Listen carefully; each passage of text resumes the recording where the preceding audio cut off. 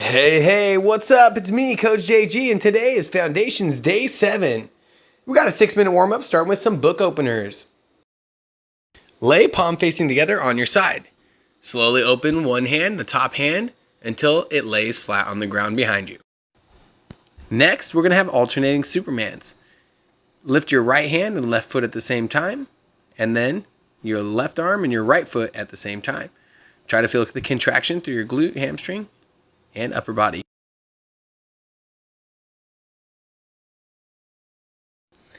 Even when we're warming up, make sure we have perfect form in this next exercise, the squat.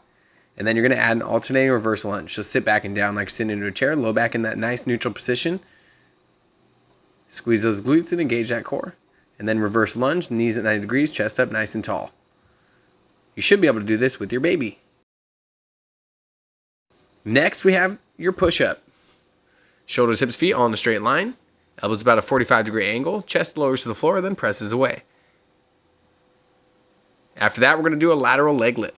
Stand up nice and tall. Hinge your leg at the hip. Try not to bend your upper body.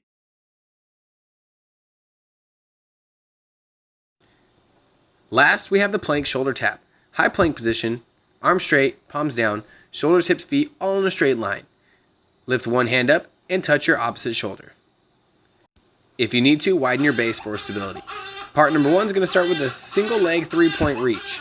Have 3 spots. You don't need cones, but just have 3 spots that you're going to reach for. You're going to hit 10 to each cone. Next, we have a plank spider. With this, we're going to have that high plank position. We're going to take our knee up, opening our hip, and bringing it towards our elbow.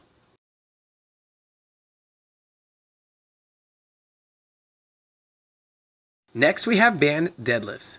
Grab the bands by the handles and place the rubber underneath your foot. For the deadlift, hips go towards the back wall, slowly lowering your chest towards the ground. Make sure we're hinging at the hips with a nice neutral spine. Squeeze those glutes and engage that core in both the lowering phase and the rising phase.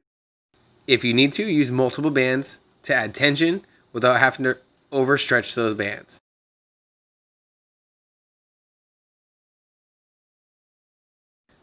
Last, we're going to hit the band hip bridge. Go ahead and grab your infinity band and put it around the mid-band position right at the top of your calves. Get your heels as close to your butt as you can and then press those hips high into the sky. Make sure your knees don't cave in.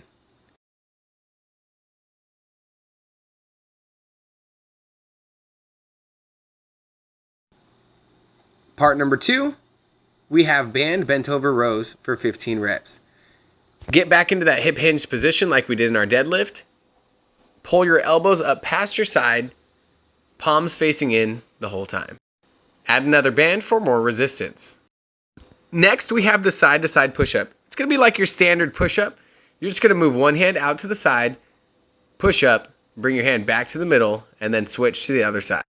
After that, we're going to flip it onto our back for some flutter kicks to work our core. Pull your toes towards you, keep that low back flat, and get your shoulders a tiny bit off the ground. When you finish this, make sure your heels don't crash into the ground. Last, we have a band squat to overhead press. Hold those bands with the bands behind your elbows, palms facing forward. Find your foot placement, sit back and down like sitting into a chair. As you come up to the top of your squat, press your hands towards the ceiling. Slowly lower to starting position. Part number 3 is going to start with an iso lunge bicep curl with those bands. To add tension, loop your band and step on that loop.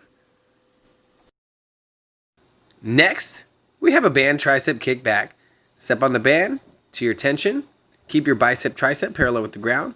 Have a slight hip hinge and kick the arm back. Squeeze at the top to contract that tricep. Let's hit 15 on each side. After that, we have a band kneeling wood chop. Kneel across the band and hold the handles palms facing together. Start from your lower hip and raise diagonally to the opposite side. So strong. Last, we have a reverse plank. Get your hips up as high as you can. Keep your hands comfortable. Part number 4 is going to start with invisible jump rope. If you got a jump rope, let's go ahead and use it for 30 seconds. Oh, look at that double jump. And what do you do when you fall off the jump rope? You start jumping again. And then we have heel taps for 20 reps. Crunch your upper body up. You're going to feel this in your core. Flex to each side, touching your heel. Take it nice and slow, no need to rush. Last, we have burpees. Place your hands down on the ground, kick your feet back so you're in that high plank position. Bring your feet back forward, and then stand up nice and tall. Part number 4 is meant to get your heart rate up, so let's get a little uncomfortable. OMG, you did it! Nice job. Let's cool down. Starting with the chest stretch. Then we have the shoulders behind the back, clasping those hands, raising them up high, keeping your chest tall. Hollywood. After that, we're going to move into the Hollywood. Right knee to the outside of the left knee. Left elbow to the outside of the right knee. Place that right hand next to your glute. Move it into your back for the glute stretch, also known as a figure 4. Right ankle to the top left knee. Hold behind that left knee and lay flat on your back and shoulders. After that, we're going to go ahead and lay flat on our back, supine full body extension. Reach your heels all the way out in your hands as far as you can, trying to make yourself taller than you already are, because you're not that tall. Child's pose.